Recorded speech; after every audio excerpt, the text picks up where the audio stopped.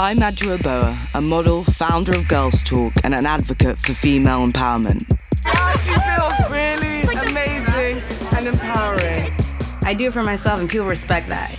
You know, they admire that. Riding motorcycles is basically a symbol that we're not going to be told what to do anymore, and we're going to just do whatever we want.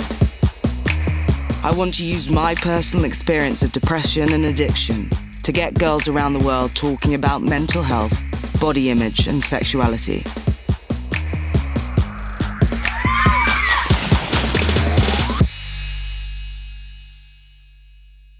Last year, 65% of women in the USA reported being street harassed. So I'm in LA to talk to girls about their experiences of sexism to find out why some are choosing to free the nipple. I think I've always sort of been aware of my gender. I think the earliest memory is like Barbies, like playing with Barbies and like undressing Barbie and taking her in the bathtub and then being like, oh, this is what a woman's body should be like.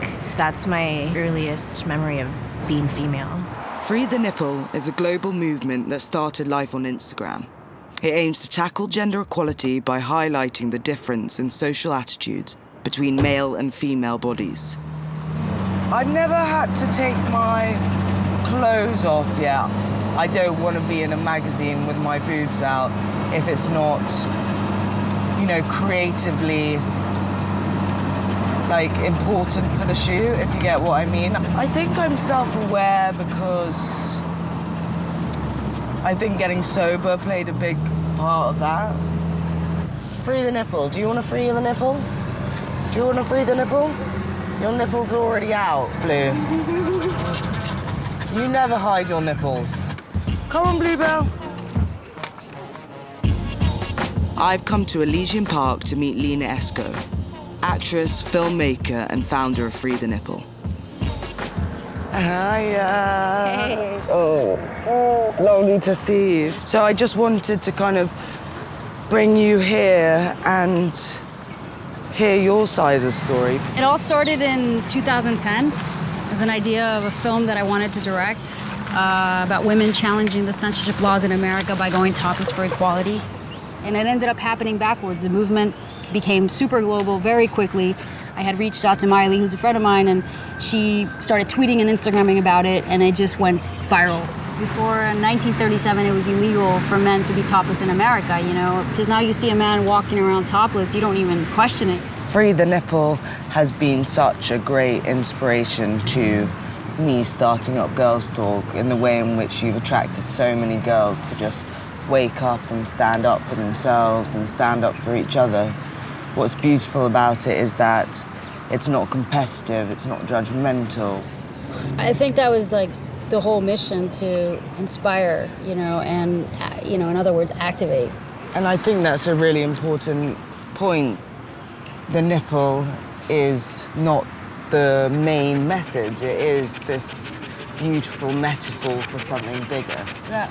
For me, it is all about the youth. Mm-hmm. It is all about girls and boys younger than myself, starting, you know, 13 and up. They're gonna make the change. Whether it's social media, advertising, fashion, or peers, I know girls are feeling the pressure to be sexy. Inspired by Lena, Ali Marsh began her own movement in LA, leading protests in her time off from school. I went to see her and her friends Mel and Sarah at home to talk about their experiences. So, as young girls, were you aware of feeling pressures to be sexy? Yeah, I developed very early. So I had like double D breasts by like 13, but I first got them at 9, and then people started like pointing it out.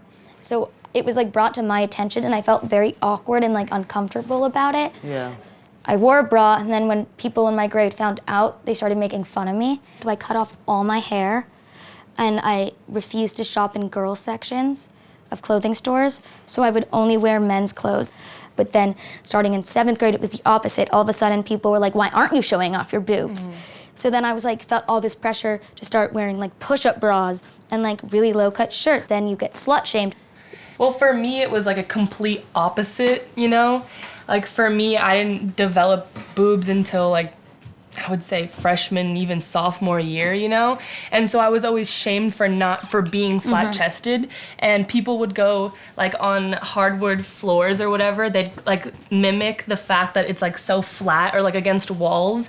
Up until I was like 9 or 10, like I'd go in the pool naked, and like my parents would be out there, and like and my dad would be there, and there's Still nothing, go in the pool naked. yeah, but there's like nothing sexual about that, and it's because of the way our society is, where like the naked body is definitely sexual. Exactly. That all becomes weird, and for me, like growing up, that wasn't weird. Ali mentions how close she is to her mum and her grandmother. I'm interested to meet them and see if attitudes vary across the generations. Hi. Hello. This is my mom, Anne. Oh, nice to meet you. Adwoa, lovely to meet you. And this is my grandma, Joan. Lovely to meet you, Joan. I'm so happy to meet both of you. 3 generations of amazing women. But, I mean, have you always felt comfortable talking to your mum about sex? Yeah. Like, I think when I had sex for the first time, I told you that night, I'm pretty sure. You called your grandparents the first time you had sex. I did. And I told you you don't have to share everything with your grandparents. How did you feel when Ali first decided to free the nipple? I mean, it doesn't bother me as much when she wears it. Did at first, where she wore revealing things. I'm not comfortable with the nipple thing. Even though she may be in a healthy place in her head and not sexualizing herself. Yeah. Other people aren't there yet in society. But she says, how are they going to get there if I don't rock the boat, Mom? Mm-hmm. So it's hard. It's hard as a mom to want to keep her safe. Yeah. Right. But want to let her get out there and shake it up. What would you say to your younger selves? Oh my God, to be more aware. I mean, I was so unaware of sexism. And I mean, I would tell myself to wake up and have more self-confidence. Yeah. Later that evening, Ali invited some friends over to celebrate her 19th birthday.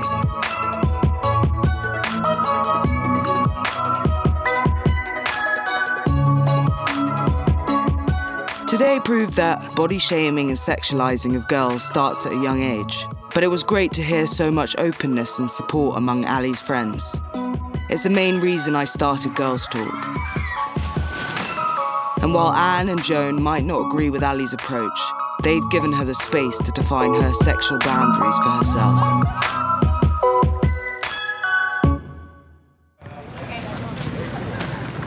Today we're going to be meeting Ali and her friends. We're at Venice Boardwalk and we'll be following them as they free their nipples. Hi Ali, how are you? Good. How are you? Nice. This is Molly. Oh yeah. Hi. Beautiful. So I started protesting with Ali earlier this year. I started with her at the Trump rally. We protested against that. People were throwing money at us, and that kept happening over and over again. There was old men telling us that we had daddy issues and that we weren't going to get jobs. Was Trump at the rally? Yes, he actually sent his security guards to come get us and make sure that we were not let in. As it got nearer to the protests, I have to admit I started to feel anxious. There were so many people and the fear of being judged crept in. 1, 2, 3, woo! Are you doing it? I haven't decided yet. You should. Oh my God, I feel so empowered for you guys. I just don't know if I can do it. And like, I guarantee though, but here, let me put this. By the end of the day, it's just gonna feel like the most normal thing ever. I mean, how do you feel about this as young women? I agree with it. I also agree. I get in trouble all the time at school just For not wearing bra. I mean, I commend these girls. I really do. I wasn't as confident. Free the nipple! Yeah! So why are you clapping? Because I'm clapping for whatever you guys are doing to free the nipple, because I believe it's the right thing to do. I'm glad you guys are out here. You guys should have support. Yeah, and do you believe in what they're saying? Yeah. Nice to see you. Hello. If you want us to see your breasts, move your signs down so we can see them. It's so exhausting being constantly sexualized. Yeah, especially me, double her. D's, like I hate it. Like no eye contact in my face, it's all down here. Since she's been like 14 years old, it's just been constant like disgusting sexualization by men, and you can't avoid it. Like, there's nothing she can wear. Like, there's nothing she can do It's to avoid always it. just there. Yeah. Fuck, I really think I should take my top off. No, I'm just gonna fucking do it. Okay. Oh my god. Oh my god. Oh my god. It actually feels really amazing and empowering. It's the most empowering thing ever. I'd been anxious about taking my top off, but it's so inspiring to see this group of young women standing up for themselves. And whether we choose to free the nipple or not, it's about giving girls a voice and the power to own our own bodies. I feel like a woman is the most like sacred, beautiful thing, entity in the world. Like, to me, that's just power. That's control. That's beauty. That's grit. That's serenity. The stripping industry in LA is worth a staggering $1 billion, employing more women than ever before. I want to talk to some of these women to find out if stripping can be empowering. I'm at top Hollywood stripping clothing store Busy Bee to meet Shay and Casey. As pole dancers, they often find their expression of sexuality under scrutiny. Lovely to meet you, Adwoa. Hey! Nice to meet you. Would you girls be up for like taking me around? Yeah, let's try stuff on. Mm. Put you in the sexiest shit we could find. I think you guys should choose me something. I love how I've got all like nervous now. Oh, I like this. Okay, so this goes together. So you want to get maybe like a thong or something to wear under this? You stunned. My dad's gonna be like. And what was it that kind of, I suppose, attracted you to it? I was already a dancer, so it came natural to me. The initial goal was just like, I'm just gonna save up for a car. But then like I liked it. It was fun, and it was a pretty easy way to make money after a while. Yeah. So how do your parents feel about you guys dancing? My family was really weird about it. I kept it a secret for the first like 4 months. But then like after I got sober, I was just trying to live honestly. So congrats on yours. Yeah, you exactly. sober too. Oh, that's so cool. How So long? rad. 1 year. Okay, great. I'm What about you? 2 years in September. Fuck yeah. Yeah. So basically, like that. once I got sober, I was like, no more secrets. Like, I want to live honestly. So I just told them. And both of my parents said the same thing separately on the phone to me. They both said, I don't want to know that. Stripping or dancing is not everything we do. That's not our career. We have so many other hustles we do.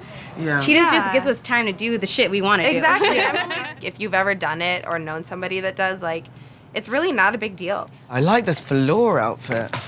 So pretty. That is good. And if I rub that on a man, I mean, he'll love it. Yeah. You gotta think about that stuff.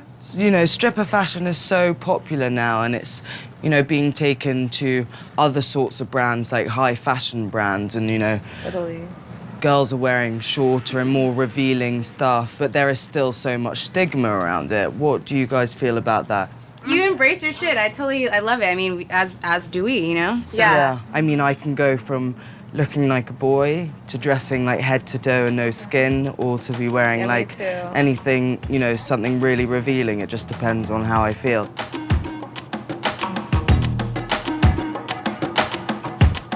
I'm doing it for myself, and I think that's a big problem nowadays with younger girls, is I'm not sure if they are doing it for themselves. I think that's a battle we all fight inside ourselves. Yeah. And when I was a teenager, I rejected sexuality because I felt like that was thrust upon me. But now, I don't mind being sexual. I don't mind looking sexy because I'm doing it because I like to feel sexy.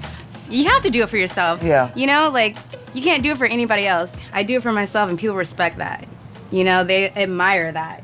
Because I'm, like, just working on it. This is how I want to look today. So what? I am not at that point where I could like get up on stage and have that Takes a lot of that balls. power. Takes a lot of guts. And the roles are reversed. Speaking to Casey and Shay made me aware that dancing is a way to be financially independent, to express themselves or buy their own car or pursue other passions. I don't see it as any different from what I do. I'm in fashion, I'm still selling something.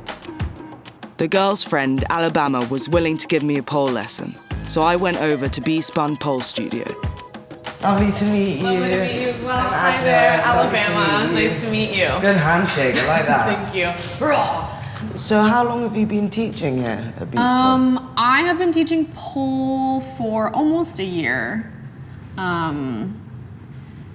Yeah, but dancing for probably 3 years, yeah. So I grew up in Oregon, and there's a bunch of strippers there, and it's just normal up there, whereas the rest of the country, for the most part, it's still looked down upon. Yeah. It seems there is this kind of hierarchy with women who are in, you know, teaching or doing it as a competitive kind of, what is it, you know, competitions. And it's interesting that you do both. Yeah, that's a thing. There are some studios around town that are very specifically like anti-sex worker. It's like, don't talk about it, they don't want to know. And because there's a stigma on strippers, like, you know, we're bad, we're whores, whatever people think, they don't want to be associated with strip culture. The second that you get on this pole, like, you're, you know, going back to the roots of where pole dancing comes from, which is fucking strippers. You're so vulnerable when you're in a studio or when you're up on stage. Like, we don't have time for people to be haters. Like, that's disgusting. Men have their type, and there is this kind of underlying, you know, sense of rejection. I have the same thing with modeling. Oh, for sure. Some people aren't definitely. gonna like my look. Right.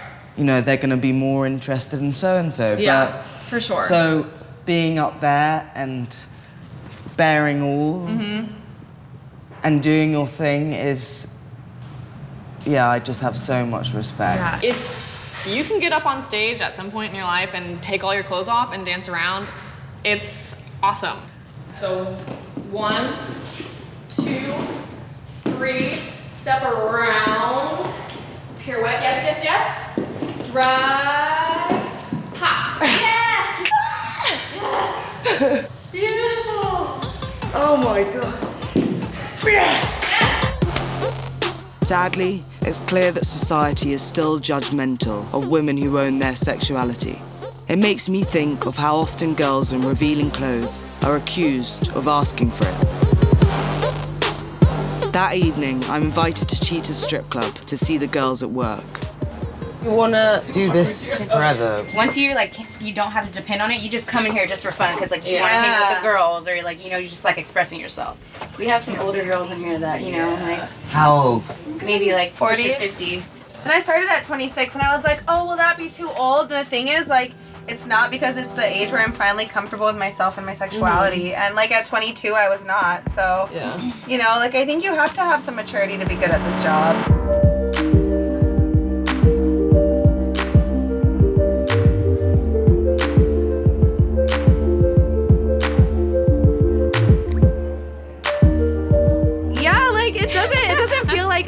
Like sold out at all as a feminist. I feel like more empowered as a feminist, because like I really feel like I'm playing dudes and like embracing my goddessness. Yes.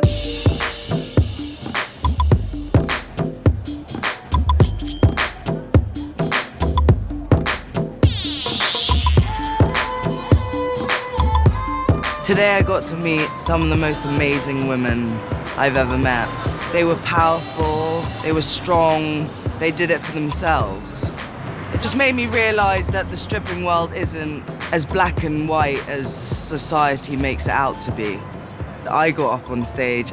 It was like I had this new sense of confidence for that just one moment. Fuck her right in her pussy! I mean, this is the reason that I'm here today. I want to just break down that stigma. It just makes me want to get to that place where I am that moment of like complete self-love, because I feel like that's what they have in there. So, I don't know, like that, isn't it? We are here, and we are black, and we are woman, and godly, and ain't fucking sorry, for we have always been slaying, and slaying, and slaying, and did I mention slaying? 2 years ago, I was struggling with depression and addiction. Following 3 months in rehab, I made a suicide attempt. After sadly being sectioned at a psychiatric hospital, I soon recovered, with the help of several strong women in my life. I realized I was glad to still be here, and Gurls Talk was born. I headed downtown to speak to Kieran Gandhi, an outspoken activist, MIA's drummer, MBA grad, and musician in her own right, about running the London Marathon while menstruating. Hiya! What did it symbolize for you, like running the marathon on the first day of your period? I had gotten to the marathon start line, and like any of us who have been caught unprepared on our cycle, I just started going through my options, okay? So I'm like, okay, what if I use a pad? Oh, hell no, I'm gonna chafe at 26 miles, no chance.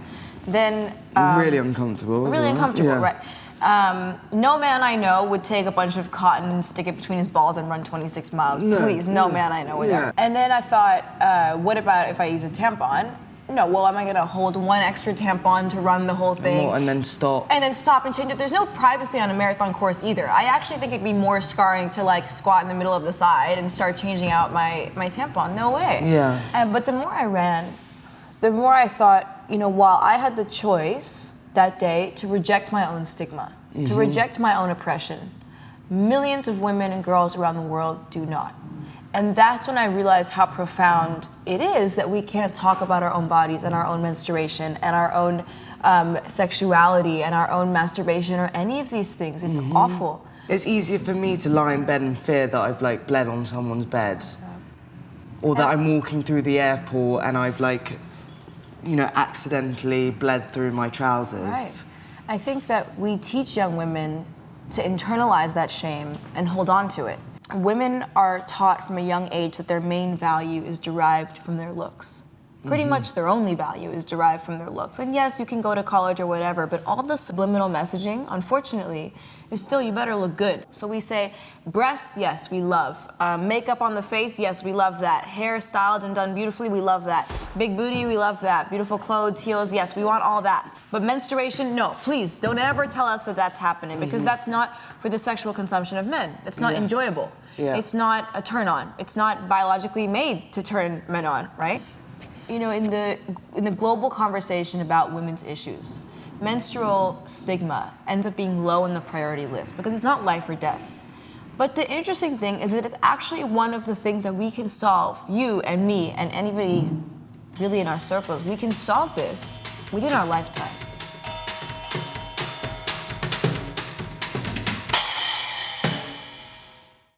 Kieran was so relatable because she didn't take the high ground. She was positive about what we can do together as men and women. I felt so inspired, I wanted to mark my Gurls Talk journey. My friend and musician Brooke took me to Sean from Texas to get another tattoo. Do you get a lot of women coming in for tattoos? Absolutely.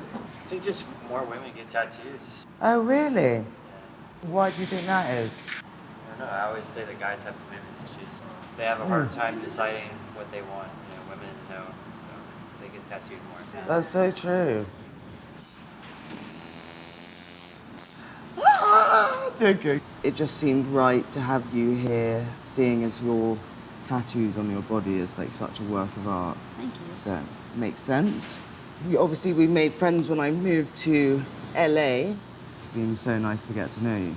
What message do you think you're trying to put out through your music and your words? I am all about female empowerment. I'm all about sexual freedom. I don't want to feel ashamed for wanting to be sexual. It's just, that's what we're on the planet to do, you know? We're on the planet to feel. We're on the planet to share love. Yeah, that body confidence that you have is continuous throughout every single image you put out there. My, body confidence, or what I choose to show how intense and in your face I am with, my sexuality and my body. It's because I've struggled with it, so I felt like I had to face it. That's how I live my life, really. I feel like the music is just a vehicle to promote the message, really. What does the word woman mean to you? The word woman can mean such a wide variety of things these days. A lot of men I know are very womanly, a lot of women I know are very manly. I think it's just this fluid experience of, I don't know, life, I guess. Across town in Silver Lake, I met up with Jessie from the Velvets, an all-female motorcycle club. Hey! Adwoa, lovely to meet you. So I just wanted to know a little bit more about how you got into bikes. I started out working on cars with my dad when I was young, like very young, like probably from the age of like 4 or 5. And then later in life, like I would meet people and try to be nerding out about stuff, and they would kind of like, you know, like either be like, you don't know what you're talking about, or they would like try to like mansplain to me that something I said was wrong or something, and I'd be like, no, I know what I'm talking about. Yeah, exactly. Shut up. It's very interesting how women with no like clothes on advertise, like whether it's cars or motorcycles, what isn't theirs but is the males. Exactly. And it's so lovely that you're taking that back. And what do you guys wear? Most women's gear traditionally always came in with pink. A lot of the women's stuff has like pink tribal or like butterflies or like shit like that. It's not butch, it's not manly. That's not what it's about. That shouldn't be, you know, what you immediately think when you think of a woman doing those kind of things. Exactly. Well, I think it's also like, you know, all part of like finding a new space for femininity and like being like, yeah, I'm feminine. And I also love to get on a motorcycle and ride super fast. So I wanted to invite you to ride out with us. Oh, that would be amazing. Yeah, I think it would be fun. You can be my passenger and you can take all the girls and we can go on a little ride. That would be so cool. A ride. Love is basically about respect, about affection, about being caring. I feel like the world is evolving, and one of the things about like the evolution with gender is that it doesn't matter. Gender isn't the reason I'm gonna be in love with someone, you know, it's like who their spirit is. Jessie and the Velvets are a testament to the fact that too many spaces have been claimed by men. They are an all-female bike gang, creating a space for themselves in the typical male world of motorcycling, and proving girls can be or do whatever they want. Just stay as upright as you can. Yeah. Stay as behind me as you can. I know you're gonna wanna like watch the road and stuff, but try to not go like that to the side too much. Yeah.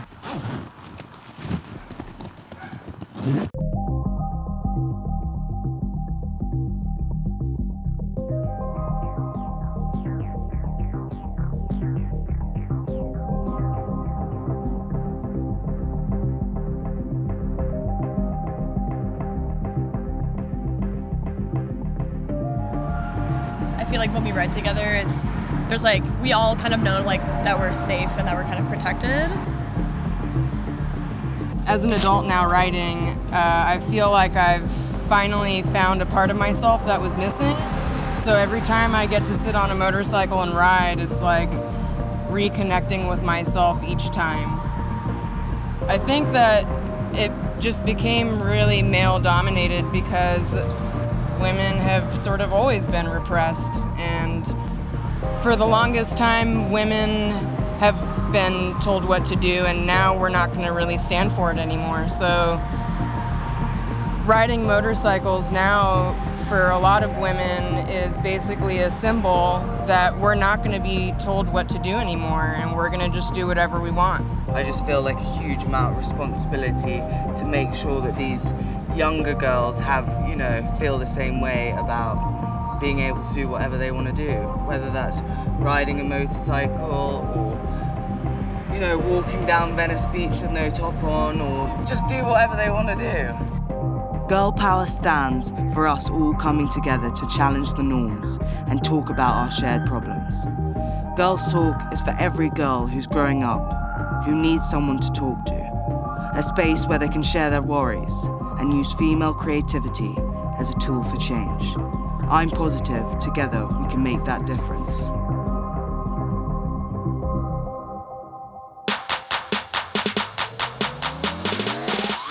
I'm Adwoa Aboah, a model, founder of Gurls Talk, and an advocate for female empowerment. She feels really amazing and empowering. I do it for myself, and people respect that. You know, they admire that.